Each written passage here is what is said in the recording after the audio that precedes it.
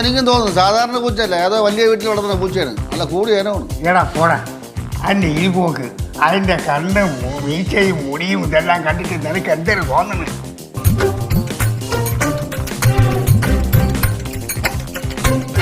നിങ്ങളെ പോലെ ഇരിക്കുന്നു.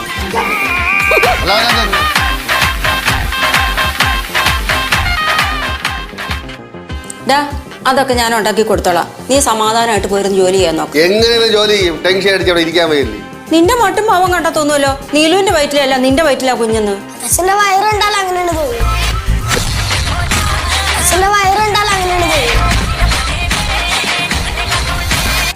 കുഴപ്പമൊന്നുമില്ല. അല്ല, ഇല്ലെങ്കിൽ പറയണം. ഇവിടെ തിരുവടികളുടെ അടുത്ത് നല്ല മനസ്സമ്മാനം കിട്ടും. കൊണ്ടുവന്ന് ചേർക്കാം സുരേന്ദ്ര.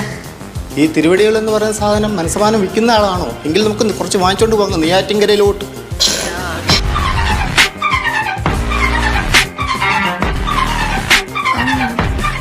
ചെയ്യണ്ടല്ലോ. ഹോം നേഴ്സറിന് അടുക്കളയിൽ ജോലി ചെയ്യാനല്ല, അമ്മേനെ നോക്കാനാണ്. അല്ല, നിങ്ങളച്ഛൻ എന്നോട് ഇതൊന്നും പറഞ്ഞില്ലല്ലോ ഹോം നേഴ്സിനെ നോക്കണമെന്നൊന്നും. അയ്യോ അമ്മ, അച്ഛൻ ഇനിയിപ്പോ അമ്മയ്ക്ക് ഒരു സർപ്രൈസ് ആവട്ടെ എന്ന് മേടിച്ചിട്ടായിരിക്കും ആ കാര്യം പറയാനുള്ളത്. അമ്മയടുത്ത് പറഞ്ഞില്ലെങ്കിലും വേണ്ട, എൻ്റെ അടുത്ത് എന്ത് പറയാണ്ടിരുന്നു? നീ ആരടാ നിന്നോട് പറയാൻ?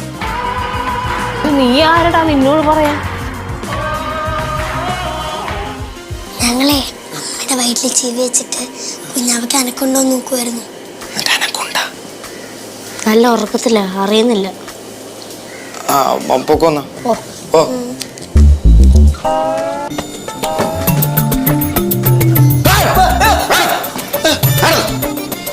അച്ഛനായിരുന്ന ചരിത്രം